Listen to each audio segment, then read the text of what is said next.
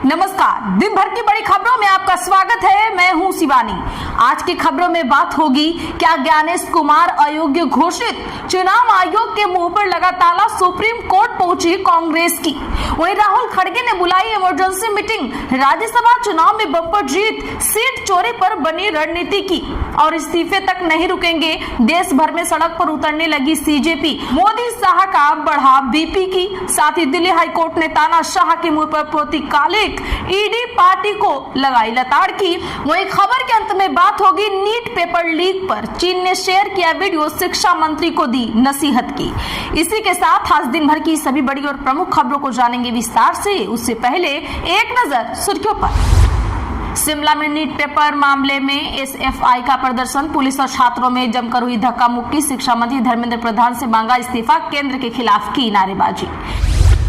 राम मंदिर में 7 करोड़ चढ़ावे की चोरी का आरोप, पूर्व अकाउंट इंचार्ज बोले चंपत राय से शिकायत की तो हटा दिया, सीसीटीवी फुटेज डिलीट कराए। बेहद चिंताजनक, इसे तुरंत रोका जाना चाहिए। खाड़ी इलाकों में बनाए जा रहे जहाजों पर निशाने को लेकर भारत ने की निंदा। दुनिया भर में अनिश्चितता, फिर भी भारत पूरे भरोसे के साथ आगे बढ़ रहा, नीति आयोग की बैठक में बोले पीएम मोदी। क्या ममता बनर्जी का साथ छोड़ेंगे शत्रुघ्न सिन्हा? टीएमसी सांसद ने तोड़ी चुप्पी, पीएम मोदी को बताया दोस्त। सचिन बोले गहलोत को जितना वैभव से स्नेह उतना ही मुझसे। पिता की पुण्यतिथि पर बेटों के साथ दिखे, राजेश पायलट की श्रद्धांजलि सभा में कई नेता पहुंचे। भारतीय क्रू वाले जहाज पर लगातार दूसरे दिन हुआ वार, ओमान के तट पर मौजूद था। कल होर्मुज में अमेरिकी वार में 3 भारतीय मारे गए। टीवीके में शामिल होने वाले एआईएडीएमके सदस्यों को होगा पछतावा, अपनी मूल पार्टी में लौटेंगे, दीना करण का बड़ा दावा। दरगाह दीवान बोले पाकिस्तान का असली चेहरा दुनिया के सामने आया, कहा पीओके में नागरिकों पर अत्याचार हो रहा है, इस्लाम कत्लेआम की इजाजत नहीं देता। भारत और बांग्लादेश सीमा पर तनाव, मेघालय से घुसपैठियों को वापस भेजने पर छिड़ा विवाद, पड़ोसी देश ने नागरिकों को नहीं अपनाया। ये बेबुनियादी बातें हैं। कांग्रेस ने टीएमसी के विलय की खबरों को किया खंडन, बताया क्यों सोनिया से मिली थी ममता बनर्जी।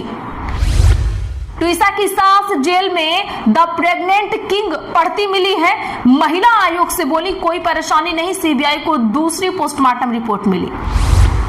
कांग्रेस और पुलिसकर्मियों में धक्का मुक्की, पूर्व सभापति ने उतारा शॉट, सर्किट हाउस के गेट पर चिपकाया ज्ञापन, चूड़ियां रखी।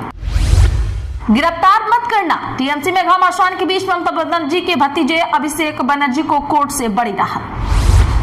पीएम मोदी की अध्यक्षता में नीति आयोग की बैठक शुरू, कर्नाटक का सीएम शिव कुमार, तमिलनाडु सीएम विजय पहली बार इसका हिस्सा बने हैं। कई प्रत्याशी निर्विरोध जीते, कर्नाटक में कांग्रेस को 3 सीट, बीजेपी को जानिए कितनी सीटें मिली हैं। 2027 की तैयारी में कांग्रेस का हाईटेक दावा, युवा नेताओं पर रहेगी डिजिटल नजर, धरना प्रदर्शन से लेकर हर बैठकें होंगी ऑनलाइन ट्रैक। सुप्रीम कोर्ट बोला महिलाओं को होम मेकर नहीं नेशन बिल्डर कहिए, वे परिवार की नींव मजबूत करती हैं, उनके काम की कीमत हर महीने 30,000 रुपए जितनी होती है। बंगाल के दुर्गापुर में टीएमसी नेता पर अंडे फेंके गए, भीड़ ने पुलिस स्टेशन के बाहर घेरा, फालता में पुलिस ने जहांगीर खान को हाफ पैंट में घुमाया। चलिए जानते हैं बड़ी और प्रमुख खबरों को विस्तार से। उससे पहले वीडियो को लाइक करें, साथ ही आपसे रिक्वेस्ट खबरों को आखिर तक जरूर देखें। एमपी भाजपा ने तीनों राज्यसभा सीट निर्विरोध जीती, कांग्रेस उम्मीदवार नटराजन का नामांकन रद्द होने पर चुनाव आयोग चुप। बता दें कि मध्य प्रदेश में भाजपा ने तीनों राज्यसभा सीटों पर निर्विरोध जीत हासिल कर ली है। चुनाव आयोग ने आज पार्टी उम्मीदवार रजनीश अग्रवाल, तरुण चुग और महेश केवट को निर्वाचन सर्टिफिकेट दे दिए हैं। इससे पहले सुप्रीम कोर्ट ने कांग्रेस उम्मीदवार मीनाक्षी नटराजन का नामांकन रद्द होने के खिलाफ पार्टी की याचिका पर सुनवाई शुक्रवार तक के लिए टाल दी थी। मामले पर चुनाव आयोग ने भी कोई फैसला नहीं दिया है। ऐसे में तीनों सीटों पर बीजेपी की जीत तय मानी जा रही थी। मामले पर दिल्ली में कांग्रेस हेडक्वार्टर में सीनियर नेताओं की बैठक चल रही है। दरअसल आपको बता दें कि तीसरी सीट के लिए कांग्रेस ने मीनाक्षी नटराजन को उम्मीदवार बनाया था।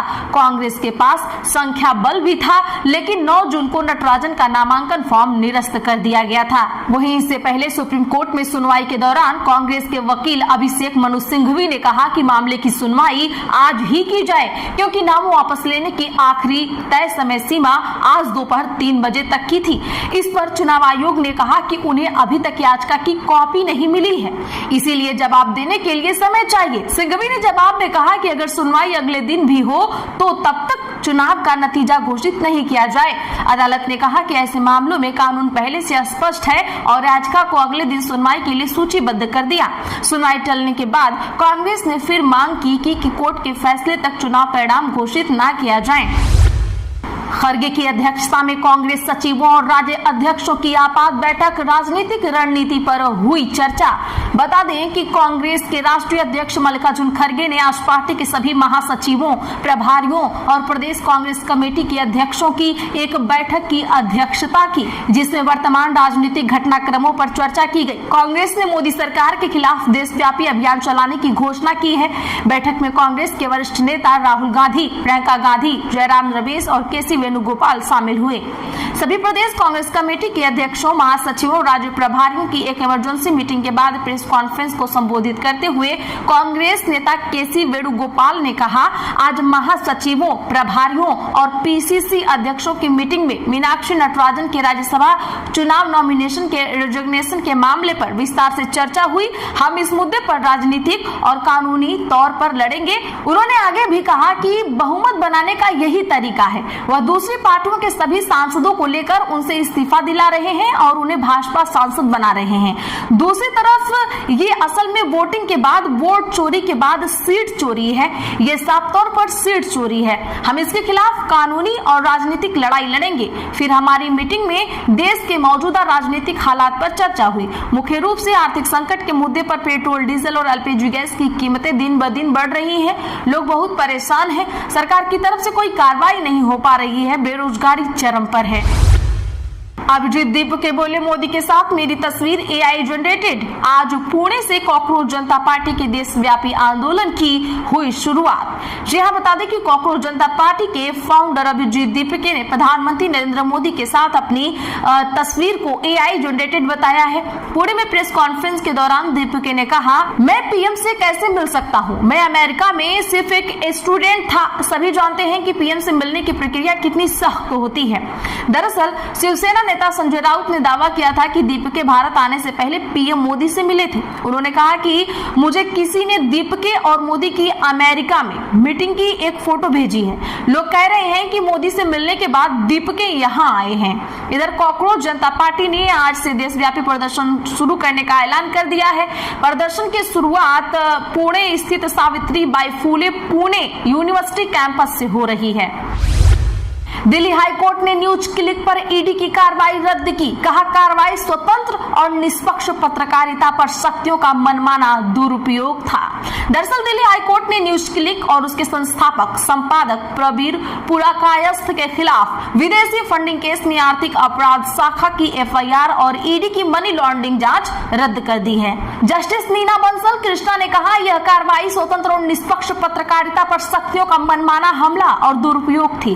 जांच एजेंसियां ठोस साक्ष्य के बिना व्यापक जांच करती रही। एफआईआर में लगाए गए आरोपों को सही मान लेने पर भी धोखाधड़ी और भरोसा तोड़ने का आपराधिक केस नहीं बनता। इसीलिए एफआईआर जारी रखना कानून का घोर दुरुपयोग था। कोर्ट ने कहा, धोखाधड़ी के मामले में कोई ऐसा पक्ष होना चाहिए जिससे धोखा हुआ, पर इस मामले में कोई शिकायत ही नहीं थी। तो दर्शकों, क्या अब ईडी पर कार्रवाई नहीं होनी चाहिए? कमेंट जरूर करिएगा।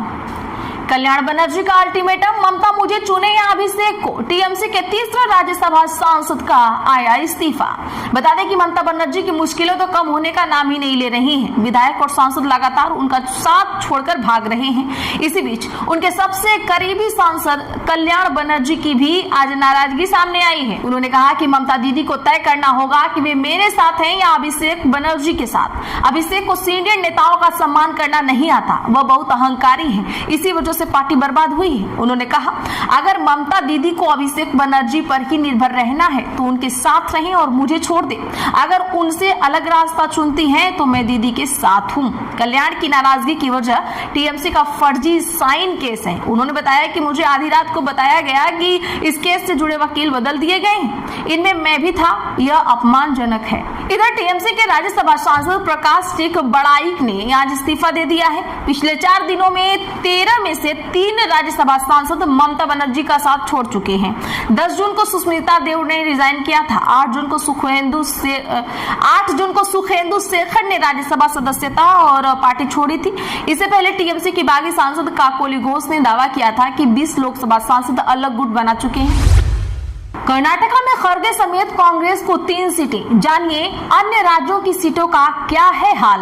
बता दें कि राज्यसभा चुनाव के लिए आज नामांकन वापसी की अंतिम तारीख है, यानी उम्मीदवार आज अपना नाम वापस ले सकते हैं। इसके बाद उम्मीदवारों की अंतिम सूची जारी होगी। वहीं आज कई उम्मीदवारों के निर्विरोध निर्वाचित हो रहे हैं। इसी कड़ी में मध्य प्रदेश से राज्यसभा के लिए चुने जाने के बाद भाजपा नेता तरुण चुग को रिटर्निंग ऑफिसर अरविंद शर्मा से चुनाव का प्रमाण पत्र मिला। इसके साथ ही राज्य में भाजपा के अन्य 2 उम्मीदवारों रजनीश अग्रवाल और महेश केवट भी निर्विरोध चुने गए हैं। कर्नाटका के बंगलुरु में कांग्रेस अध्यक्ष मल्लिकार्जुन खड़गे समेत 4 उम्मीदवारों को निर्विरोध राज्यसभा सदस्य चुना गया है। निर्वाचन अधिकारियों के मुताबिक कर्नाटका के राज्यसभा की 4 सीटों पर होने वाले चुनाव के लिए केवल 4 ही उम्मीदवार मैदान में थे, जिन्हें आज विजेता घोषित कर दिया गया है। निर्वाचित सदस्यों में कांग्रेस के मल्लिकार्जुन खड़गे, एआईसीसी सचिव मंसूर अली खान और पवन खेड़ा शामिल है, जबकि भारतीय जनता पार्टी की ओर से एम नागराजा को जीत मिली है। कार्यकाल समाप्त होने के कारण इन सीटों पर 18 जून को मतदान होना था, लेकिन एक निर्दलीय उम्मीदवार का नामांकन रद्द होने और नाम वापस लेने की समय सीमा समाप्त होने के बाद सभी को निर्विरोध चुन लिया गया है। नीट एग्जाम संसदीय समिति ने चीन अमेरिका से सीखने की दी नसीहत। बोला, हमने बिना गड़बड़ी के 1 करोड़ 30 लाख छात्रों की कराई परीक्षा। इधर भारत में चीन की प्रवक्ता यू जिंग ने एक वीडियो शेयर किया है, जिसमें उन्होंने गाओ को दुनिया की सबसे बड़ी परीक्षा बताया। साथ ही लिखा, यह भारत के जेईई नीट का संयुक्त रूप है। 2 दिन में 1 करोड़ 30 लाख छात्रों ने हिस्सा लिया। इनके लिए कारखानों ने काम रोका, सड़कें सूनी रही, पूरा देश छात्रों के लिए एकजुट हुआ। भारत में नीट में आमतौर पर 20 लाख से ज्यादा और जेईई में करीब 15 लाख उम्मीदवार बैठते हैं। तो आज के लिए बस इतना ही। ऐसी ही खबरों के लिए चैनल सब्सक्राइब करें और बगल में घंटी के निशान को जरूर दबा लें। वीडियो को लाइक शेयर करना ना भूलें।